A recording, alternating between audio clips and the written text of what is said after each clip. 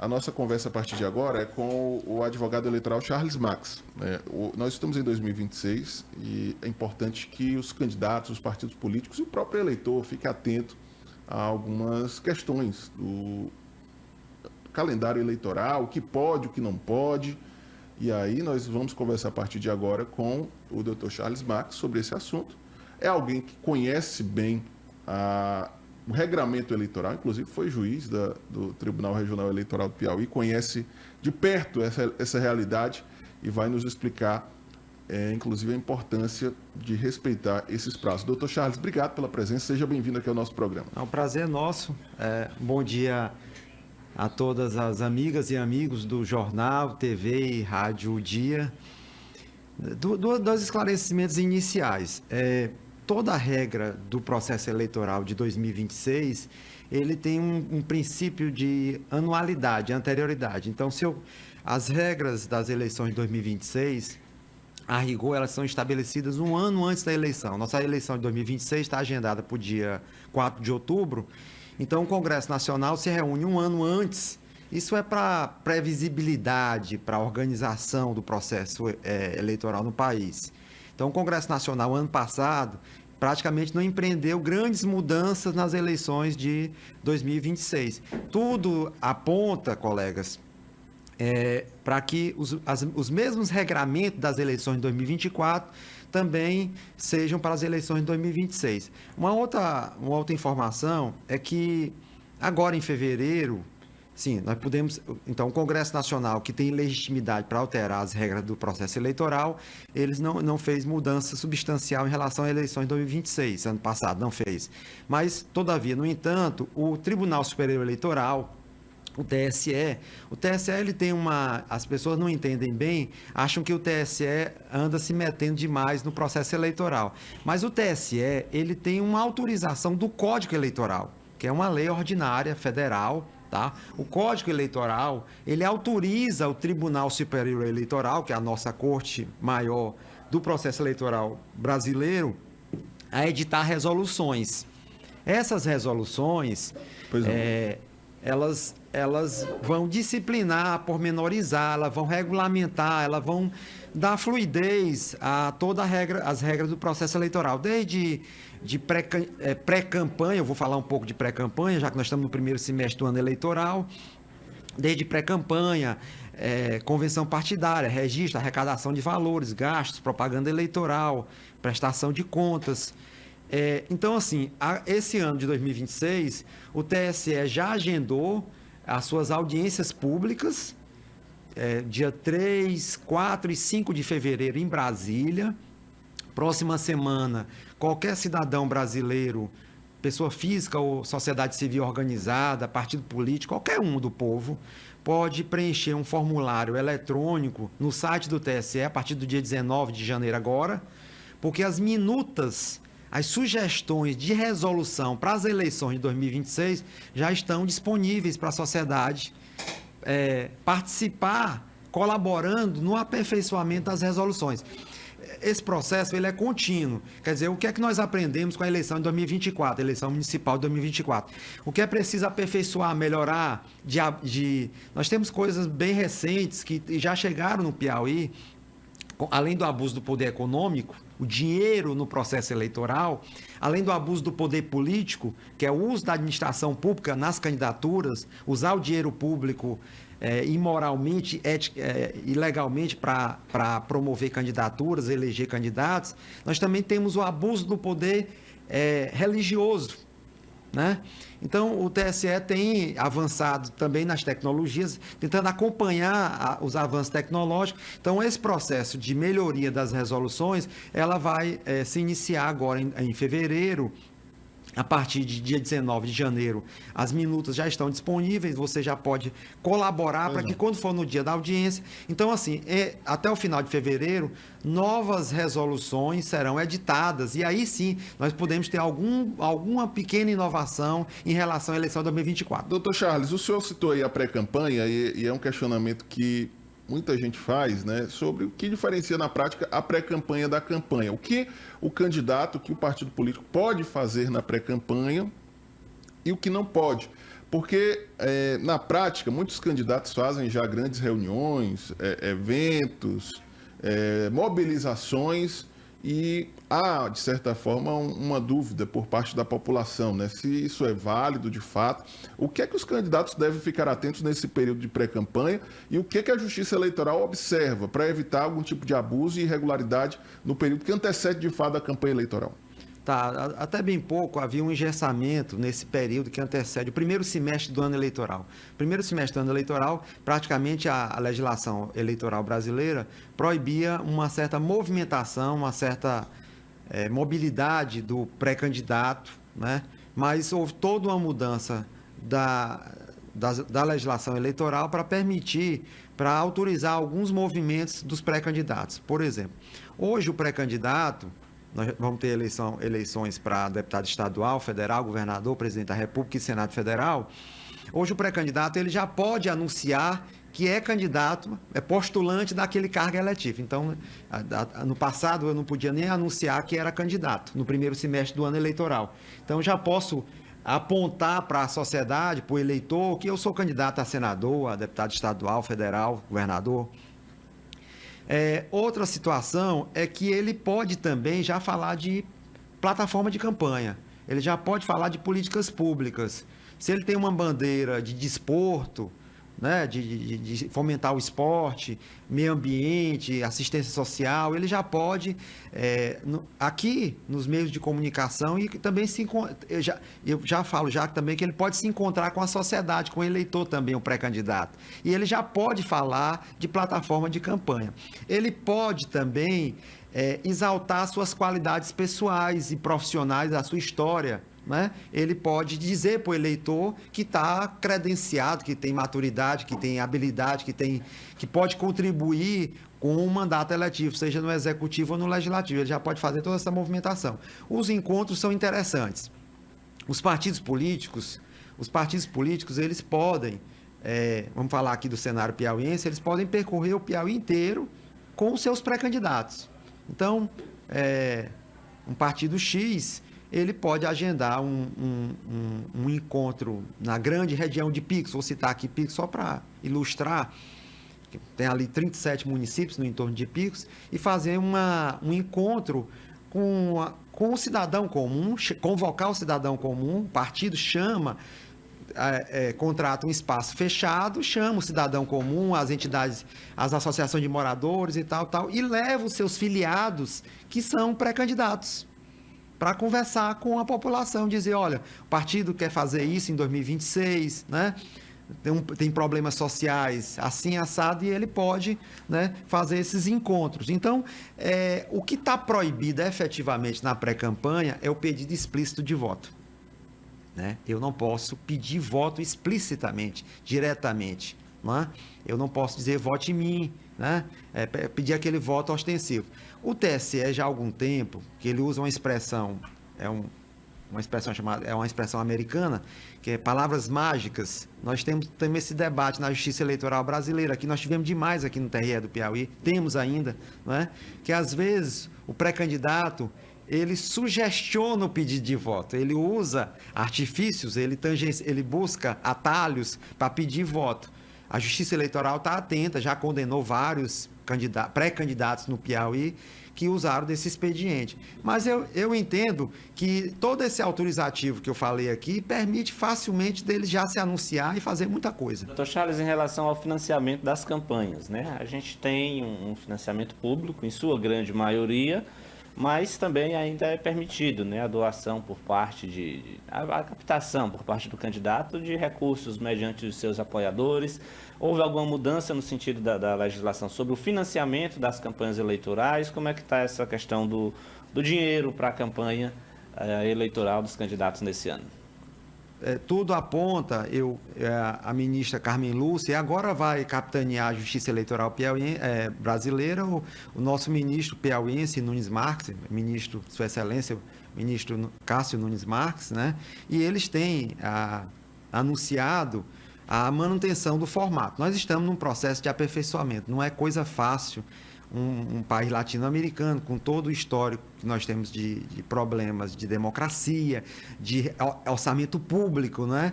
A cultural, né? Esse problema que vem desde o Brasil colônia, né? Dessa ambientação, a população não aceita muito que campanhas eleitorais sejam custeadas com dinheiro público federal, orçamento da União, né? Mas os especialistas, a comunidade, nós participamos da comunidade de eleitoralistas, achamos que foi um passo importante, né? O que precisa aperfeiçoar são as democracias internas, que eu digo dos partidos, né? As siglas partidárias no âmbito nacional e estadual, elas recebem esses recursos, e a forma de distribuição da divisão é que ela é um pouco, vou usar a palavra perversa, não é? Que candidaturas que não são viáveis ou candidaturas que... E isso é ruim, porque candidaturas que não são viáveis recebem poucos recursos. Eles concentram maior valores desse dinheiro orçamentário em candidaturas de reeleição. Isso é péssimo, porque não permite a oxigenação, a renovação, né? Tem muita gente boa que não tem recursos e quer entrar na vida pública, mas depende do dinheiro que é distribuído pelo dirigente partidário. Não há um critério que é imposto aos dirigentes partidários para rateio desse dinheiro. Né? Tem autonomia total. Total. A Justiça Eleitoral não pode fazer nem ingerência. A União repassa o dinheiro para as siglas, a Executiva Nacional para a estadual, a estadual faz o que ela quiser.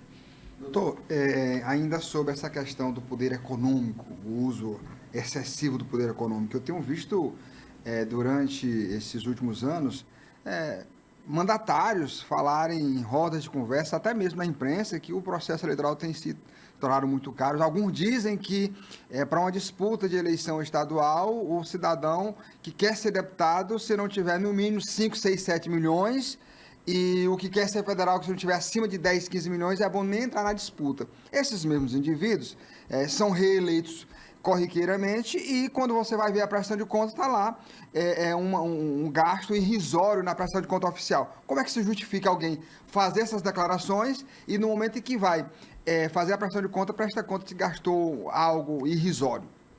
Bem, nós primeiro é preciso reconhecer que não é fácil o processo fiscalizatório, né? A Justiça Eleitoral brasileira é um ente federal, né? E o número de candidaturas é muito grande. Por exemplo, o Piauí também tem dimensões expressivas, né? Não é fácil. Mas eu posso falar, por exemplo, do Tribunal Regional Eleitoral do Piauí, que tem um setor de contabilidade extraordinário, com excelentes técnicos. Eu tenho que fazer a defesa dos técnicos do TRE Piauí, que são muito rigorosos, né? Os partidos reclamam muito do rigor excessivo da unidade de fiscalização contábil de prestação de contas da Justiça Eleitoral piauiense, né? Eu posso citar aqui situações interessantes, que já um processo de aperfeiçoamento muito bom da Justiça Eleitoral piauiense. No passado recente e agora também, os candidatos faziam o seguinte: eles saíam daqui de Teresina no carro deles, né, para fazer campanha, já em plena campanha, depois do registro de candidatura, a partir de dia 16 de agosto, né? Eles registram as candidaturas até dia 15 de agosto, tem as convenções, e na sequência, 16 de agosto, começou a campanha eleitoral. Eles saem daqui e vão para a Cristalândia do Piauí. E eles postam, passando em Bom Jesus, em Corrente, até a Cristalândia, postam fazendo campanha, visitou um cabo eleitoral, né, entrou no mercado público e está tudo registrado no Instagram do candidato, né? E aí vem, 3 meses depois, a prestação de contas. Tem a parcial, né, e a total. E aí vem as prestações de contas, onde que você está apontando valor insignificante para uma movimentação. Então, a Justiça Eleitoral do Piauí, por exemplo, a exemplo de outros TREs, já monitoram o deslocamento, cadê o gasto de combustível com esse deslocamento de Teresina para Cristalândia?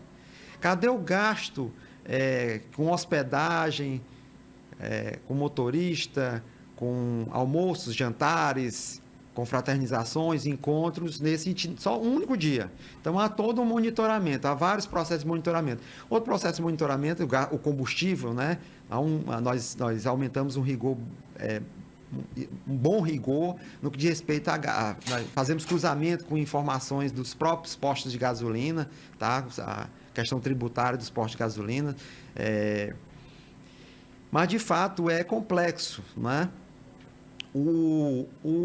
Essas campanhas caras, elas, infelizmente, ainda contam com o dinheiro não contabilizado, né? E aí nós temos a Polícia Federal, que é a polícia especializada, que tem competência constitucional para isso. Aqui no Piauí também, recentemente, inclusive, já fez várias apreensões de dinheiros não declarados, que é o Caixa 2, caixa não contabilizado de campanhas eleitorais. Nós temos, e os juízes eleitorais todos muito cientes dos seus compromissos, têm aumentado o rigor na tentativa de coibir esses valores que correm em paralelo. Doutor Charles, sobre propaganda eleitoral, o que os candidatos precisam ficar atentos?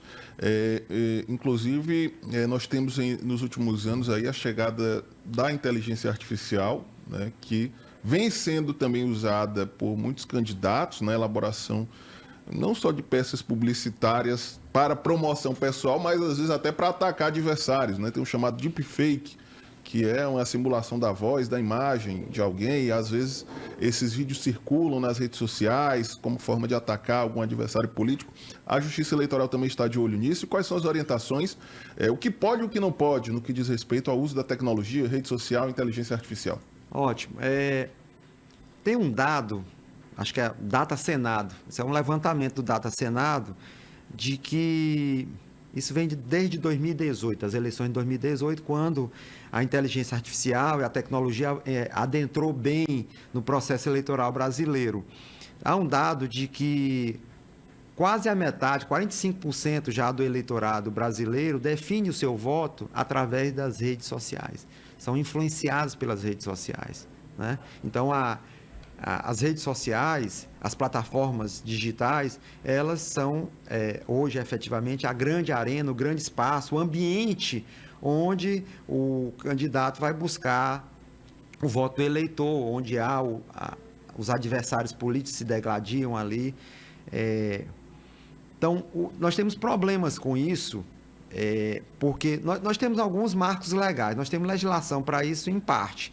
Nós temos o Marco Civil da Internet, nós temos uma lei de proteção de dados, nós temos uma Agência Nacional de Proteção de Dados. Infelizmente, essa agência, o processo fiscalizatório dela é deficitário, em relação, comparando com a escala do avanço tecnológico e dessa viralização de notícias falsas e desinformação.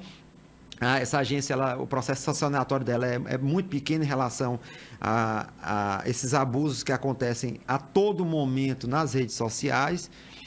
O Brasil, o Congresso Nacional tem até uma minuta bem avançada de uma lei de inteligência artificial, né? Esperamos que esse ano de 2026 o Congresso aprove essa lei.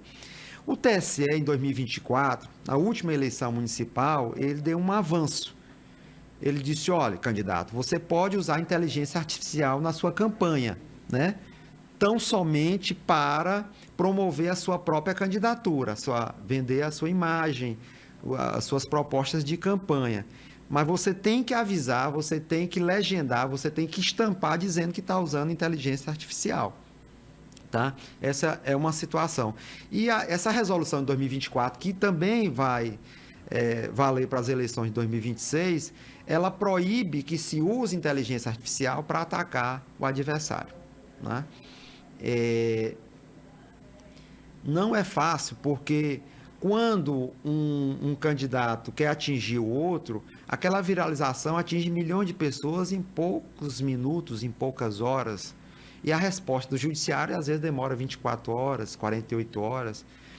Temos um mecanismo novo na Justiça Eleitoral, via resolução, de que o juiz eleitoral ou o TRE, dependendo da situação, ele determina que essas plataformas, essas big techs, né, a Meta, por exemplo, eu cito a Meta aqui, porque essa empresa privada é muito conhecida porque ela tem as principais redes sociais do mundo, né? Ela é obrigada imediatamente a cumprir a ordem judicial da Justiça Eleitoral para retirar notícia fraudulenta, falsa. Agora, é um negócio desigual, porque tem dados, eu acho que até da agência, eu vi isso em algum lugar, acho que da agência Reuters, a agência de notícia, né? Ela fez um levantamento de que essas plataformas é um número preocupante. Mais do que 10% da arrecadação de uma plataforma dessa, que é uma multinacional, não sei nem qual é o formato econômico, ela arrecada de negócios fraudulentos, de golpes financeiros, de desinformação. O jornal, hoje eu li o jornal já cedo, não sei se é o jornal, não sei se eu li, foi na Folha, no Estadão, no Globo, um deles, a manchete é da vacinação, as vacinas no Brasil, né? Nós estamos, a poliomielite, por exemplo, não está atingindo pequenos percentuais. A desinformação sobre vacinação, por exemplo, é um desserviço e é um problema seríssimo. E as plataformas, elas têm contribuído para isso, né? A desinformação. Então, elas lucram com as inverdades, as fake news, né? Gerando negócio. Quer dizer, elas não ajudam o processo eleitoral para combater essa situação. Espero que nessas resoluções agendadas, essas audiências agendadas para fevereiro agora, a gente continue dando passos para combater a desinformação, que ela é terrível, né? E também esses candidatos desonestos que usam esse tipo de expediente. Doutor Charles, Natan, tem uma prática que é comum na classe política: o indivíduo sabe que está inelegível, e aí ele coloca uma pré-campanha na rua, diz: eu sou candidato, mesmo sabendo que está inelegível. Quando chega nas vésperas de registrar uma candidatura, ele diz: olha, surgiu aqui um problema, eu não sabia e tal, e aí coloca um filho, normalmente coloca um parente, é um filho, é esposa, é um tio, é um irmão. É assim, a Justiça Eleitoral não tem como coibir esse tipo de prática, não? E só para complementar a pergunta, doutor, com quantos dias é possível, no caso, substituir essa candidatura? Vamos lá, é porque é o seguinte, essa é uma situação delicada. Nós temos uma lei complementar nacional, é a Lei 64/90, de 1990. Ela tem um rol gigantesco de tipos de inelegibilidade. Eu vou citar assim, vou dar uma situação extremada. O cidadão tocou fogo no terreno dele, fez uma queimada e destruiu uma árvore de proteção de lei federal, ou matou uma caça que é protegida, e aí ele sofreu um processo criminal federal por conta dessa queima ou matança de animal, né? E ele é condenado, esse processo criminal transitou em julgado, né? E ele fica inelegível por conta disso, tá? Tem 300 milhões de situações, desde prestação de contas que são desaprovadas, não é? Desde compra de voto, não é? Decisão colegiada por compra de voto e você fica inelegível, tem várias situações. Mas aí, como a Constituição autoriza o cidadão recorrer, não é? Ele continua recorrendo no prazo de registro de candidatura. Então, no registro de candidatura, ele está inelegível, mas ele ainda está recorrendo, não é? Então, ele pode, a lei autoriza, ele fazer a campanha, certo? Faltando 3 dias para o término para a data do processo de colheita do voto, é preciso fazer a substituição. Mas nós temos situações de candidatos, e aí, assim, quando o candidato ele enfrenta a urna no dia 4 de outubro, sabendo que está inelegível, estando inelegível, na proclamação do resultado, os votos são declarados nulos, tá? Também é um risco complexo. Então, nós não temos uma situação específica para abarcar, porque as situações são bem variadas, né? Mas por conta de estar recorrendo, né? Ele pode... e tem um princípio constitucional do cidadão participar do processo eleitoral, mesmo que aparentemente com má fé. Doutor Charles Marx, um ponto também que é muito comum, apesar de flagrante legalidade nas campanhas eleitorais, nas reuniões, é a distribuição de bens ou algum tipo de recurso, por exemplo, cestas básicas, até o próprio lanche, né? Muitas reuniões, ao encerrar, oferecem um lanche, algo assim, para os eleitores que estão presentes. Até que ponto isso pode resultar em uma ação contra o candidato? Até que ponto a Justiça Eleitoral também monitora essa situação? E o que os candidatos devem ficar atentos nesse sentido? Nós temos duas situações interessantes. Por exemplo, no início do ano eleitoral, desde janeiro, agora, já no dia 1º de janeiro, iniciou uma série de proibições para candidatos do Executivo. O governador Rafael Fonteles é candidato à reeleição, existe uma série de vedações para ele, de não uso da administração pública para se reeleger. Tá? Um rol extenso de não, nos 3 meses que antecede a eleição, nomear servidor público, propaganda institucional, governamental, que é suspensa, né? Inaugurações também. Inaugurações, com showmícios e tudo mais, etc. e tal. Então, tem esse conjunto de vedações dirigidas a quem está no Executivo e no Legislativo. E existe essas vedações de ordem, que eu diria, econômica, abuso do poder econômico e político, econômico, né? Dos candidatos outros, né? Há vários precedentes da Justiça Eleitoral do Brasil inteiro de que esses encontros de deputados estaduais, já vamos falar aqui de eleições de 2026,